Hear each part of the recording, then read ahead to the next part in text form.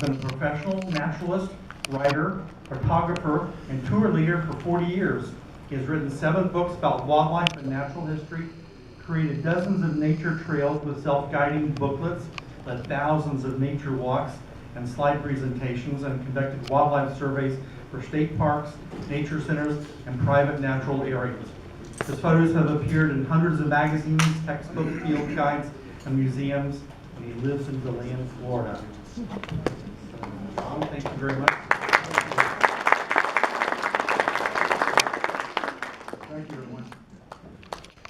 During my 25-year career as a naturalist in Pennsylvania, I would do an annual TV program called the Herpathon, where we'd go out all day long and try to find as many different kinds of reptiles and amphibians as possible for the TV show. And there were 14 different kinds of snakes in that part of Pennsylvania. And I would have no trouble every year finding at least 10 of those 14. So when Deborah called me a couple of weeks ago and said, "Can you bring any live snakes?" You would think that here in Florida, where there's 3 times as many kinds of snakes, it would be no problem to go out and get that. Well, you can go out all day in Florida and not see a single snake. It's a real misconception that Florida has so many different kinds of snakes that you'll have no trouble seeing them if you canoe or if you hike or even in your own backyard. I mean, we'll see black racers, maybe pygmy rattlesnakes, but almost every other snake in our area is very, very difficult to find. But I managed to catch 2 this week, which I'll show you at the end of the program. And we have an extra surprise too after the program is over. I almost dropped the dead. Dead one? Yeah, somebody found it earlier today. Thanks anyway. It's not going. Let me see. Okay. Here in Florida, Oh my God, we have the that's an indigo. largest snake in North America, the Indigo Snake, and the smallest native snake in North America, the crowned snake, which gets only about 8 inches long. We have the largest venomous snake in North America, the eastern diamondback rattlesnake, and one of the smallest venomous snakes in North America, the pygmy rattlesnake, the dusky pygmy rattlesnake. Altogether, we have about 45 species of snakes in the state of Florida. And we even have things that look like snakes that aren't snakes. This is the legless glass lizard, the eastern glass lizard. There are actually 2 other species of glass lizards. They're lizards that don't have legs, but they have eyelids and many other features that distinguish them from snakes. But the best way is to watch them blink their eyes, and you'll see that they're not snakes at all. And here's one I found under a log guarding her eggs. So let's run down the roster of snakes that live in our state of Florida. As I said before, I think the most commonly seen snake that you'll find around your own backyard and anywhere you go, on any trail, you're probably going to see a black racer. And they're very alert. They have huge eyes. They go mostly by their vision, but like all snakes, they use their sense of smell to find food also. And they periscope. They'll stick their head up above the ground and look around above the grass and look for prey. Any motion catches their eye. This is a photo I took last year in the spring, April, at Smyrna Dunes of 2 black racers mating. And here's one hatching out of its egg. So a baby black racer does not look at all like an adult. I found actually 30 eggs in a vacant lot. They were under a rock, and I was worried about cats and predators getting them, so I brought them home, and all 30 hatched. And I was fortunate to be able to photograph some of the babies as they come out. But look at the baby racer. Beautiful, isn't it? I mean, look at the marking, but again, look at the size of that eye. Here's one up in a branch. They're very, very good climbers, but again, it shows you the difference between the young black racer and the adult, which turns almost solid black with white under the chin. Is that a camouflage? Yeah, probably. Disruptive coloration. Here's an adult up in the tree. They're good climbers. And they eat anything. There's probably nothing that a black racer will not eat. In fact, what it's eating here is something that most animals will not touch, a Cuban tree frog. Here's one eating a brown anole. And they eat other snakes. And when you think of it, why not? I mean, what's the easiest thing for a snake to swallow other than another snake? This one's eating a garter snake. This was in my own front yard. And the snake was almost as big as the racer, as the black racer. And I had a friend with me who was begging me to stop it, but that's nature, as you know. Down in the Panhandle and in the Gulf region of the Panhandle, there's a subspecies called the brown-chinned racer, which by all intents and purposes looks just like the black racer, but it's more of a dusky color beneath. Instead of the white chin, it's brown. And underneath, it's a darker color. So it's a subspecies. And then in the Everglades, and curiously enough, in the Cape Canaveral area, there's another subspecies called the Everglades Racer. That's more of a gray, as you can see here, very, very different in color than the black racer. And in the southern part of the Everglades, they may even look like this, almost greenish in color. But it's the same species, just a color variation of the black racer. This is considered the fastest snake in North America, and also one of the longest, the Coachwhip. They get their name because the long, long tail looks like it's a braided whip. The scales on the bottom of the tail, they have been known to exceed 8 feet in length. Fastest snake you'll ever see. They periscope also, just like the black racer when they're looking for prey. Good climbers, like racers. They're very closely related to racers. In fact, I think they've been put into the same genus as the black racer very recently. It used to be separate genus for the racer and the Coachwhip. I think now they've been put into the same genus. They come in many different colors. Some are very beautiful, oranges, rusty color, and you can find them under objects. Not many snakes can you find under objects in Florida, but this is one that you can. And when they stretch across the road, it's really something to see. It's almost completely across the road, some of these Coachwhip snakes. They're very, very long. This one, I didn't get a chance to measure because I laid down on my belly to photograph it because I knew it was going to be gone like lightning. But the next day, I brought the photo, I printed the photo and went back, and I marked in the sand where the snake was, and it was more than 8 feet long. So that's the biggest Coachwhip I ever saw. Here's one color variation. Again, a snake with huge eyes. Here's another color variation. But this is a common color variation. If you see Coachwhip snakes at beach areas and on dunes, like at New Smyrna Beach, there'll be a tan color, sandy tan color, but the front 1/3 is black. Very unusual. And they are a snake that you don't want to catch with your bare hands. They'll bite repeatedly and draw blood because they have very, very sharp teeth. Not venomous though. Here's the biggest one I ever measured. It was exactly 7 feet long, and I don't know if you can see this lump there.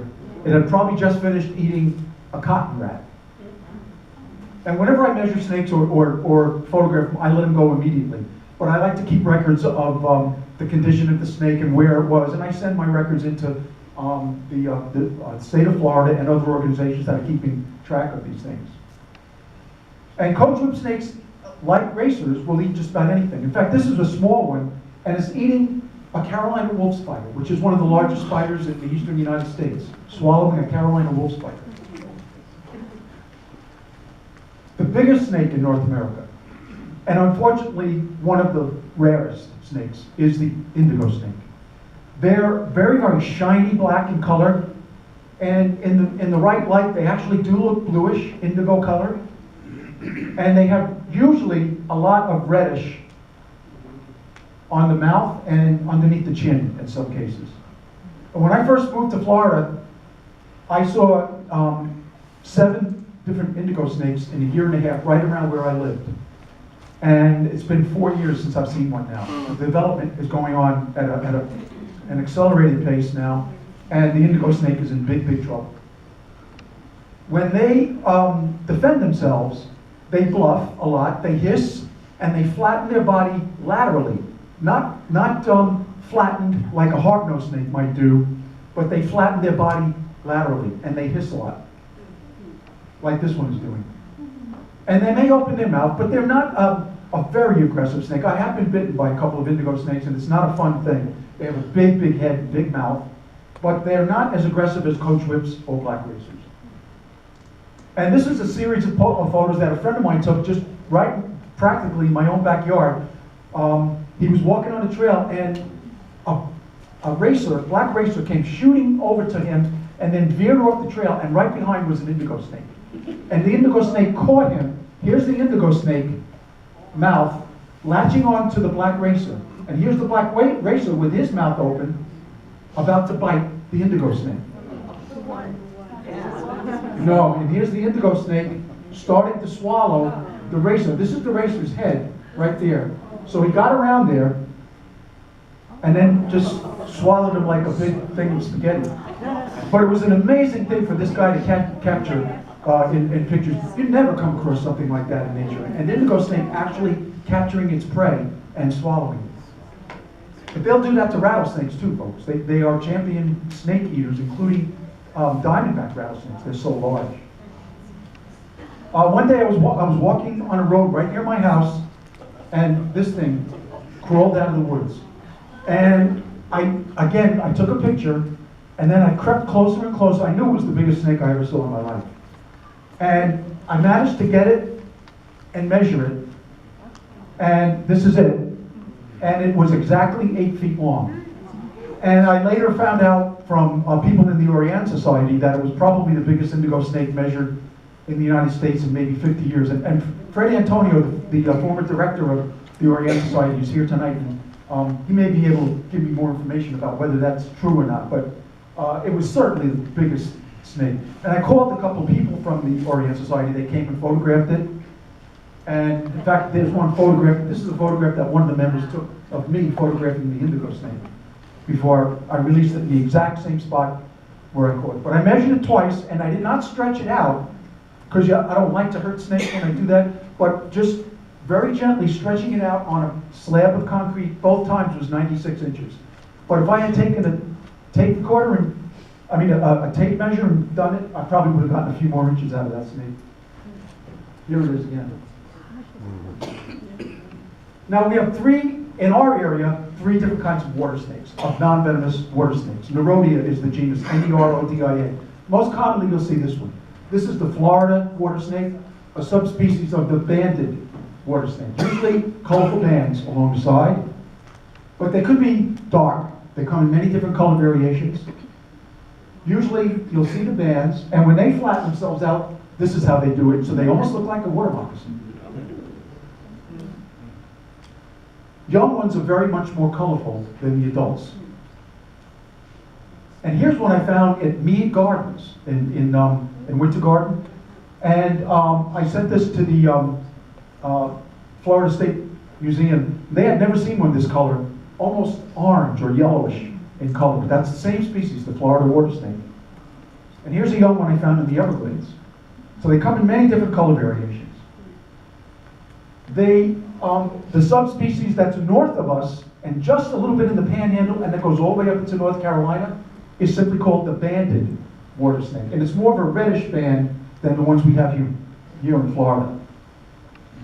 Then if you ever canoe or kayak along any of our rivers, this is the most common water snake that you're going to see, the brown water snake. So how do you tell that apart? It's got a series of dark rectangles along the back and a series of dark rectangles along the side. Here's another look at a brown water snake. The back, dorsal rectangles, and the side. Often you'll see more than one, basking on the same log or branch along a river. And a lot of them will hide in hollow logs along the river too. Here's one about to shed its skin. You notice when a snake is about to shed, the eyes turn blue, and that indicates that within a few days they'll crawl out of that old skin and have a brand new skin. Huge heads. This is a snake that you don't want to grab because you can get an infection, and they say now that some water snakes may even have a slightly toxic saliva. So don't grab a water snake, just leave them be. And they let out real smelly fluid anyway. Here's a bunch of males in a mating ball with a female. And in many of the water snakes, the female is much larger than the males. You'll see this usually in April or May. The third species is called the Florida green water snake. And this is usually a an olive or yellowish green color, and no pattern on the belly at all. Most of the water snakes have a pattern on the belly, but this one is completely plain on the belly. The Florida green water snake. Here's one that just finished swallowing a big fish. And then, not around here, but up in northern Florida and in the Panhandle, there's the red-bellied water snake. Usually the belly is reddish, but in the western Panhandle it could be yellowish or orange instead. And in the extreme northwestern part of the Panhandle, there's a water snake that anyone here is who's from the north or visits the north. That's the common water snake up there. It's called the Midland water snake in Florida, but up north it's simply called the northern water snake. And it also has bands on its body, but look at the belly on this snake. That's a beautiful series of red triangles all across the belly. There are some small water snakes, not in the same genus as those water snakes I just showed you, that are very specific to what they eat, and they live in floating mats of vegetation in the water, and you hardly ever see them unless you go driving on a road on a rainy evening. You might see one of these snakes, and it's called the striped crayfish snake. Some of the snakes I'm going to show you have such specific diets that you wonder how they could survive. This one eats crayfish, and it's only about 1.5 foot, 2 feet long, and there's a second species that I've only seen once and I didn't get a picture of it, called the Glossy crayfish snake, and that's all they eat just about is crayfish, sometimes dragonfly nymphs. And it's related to this one called the queen snake, which is only found in the Panhandle of Florida. And this one not only just eats crayfish, but it only eats freshly molted crayfish. So it can't handle a crayfish with a hard shell. It has to wait for one that just finished shedding and it's still soft, then it grabs it and swallows it. The queen snake, it's a bicolored snake. It's dark on the back and then a beautiful tan color on the belly with stripes. One of my favorite snakes, it's only about 1 foot long, really small, and at first it looks very, very plain, shiny black, but turn the snake upside down and look what you get. It's called the black swamp snake. And it's another one that lives in the water almost all the time. And the only time I've ever seen them is on very, very humid, warm nights, sometimes rainy nights, when they crawl out of the water and go across the road. And I've rescued dozens of these from being run over by cars. And this one was pregnant, folks. Very, very fat body, and not a lump like if she just ate a frog or a fish or something, or a tadpole, but this one was probably full of babies. Some snakes lay eggs, some snakes give birth to live young, depends on the species. One of the largest snakes in Florida, up to 6 feet long, very robust, thick body, rarely seen because it lives, as its name indicates, in the mud. It's the mud snake. But look how colorful this thing is. Very beautiful series of colorful pink triangles along the side. And upside down, a beautiful reddish color on the belly. And they eat, did you ever hear of sirens? Yeah. They're long, eel-like salamanders. And there's another one just like that called an amphiuma. That's all this guy eats. And they have a sharp spur on the tip of the tail, which they stick into the siren to keep it from escaping once they grab it with their mouth. And if you ever pick one of these up, they'll stick that in your arm. It doesn't hurt, but you may just throw the snake down in fear. And that's one of the ways that they protect themselves from predators. But they're not dangerous.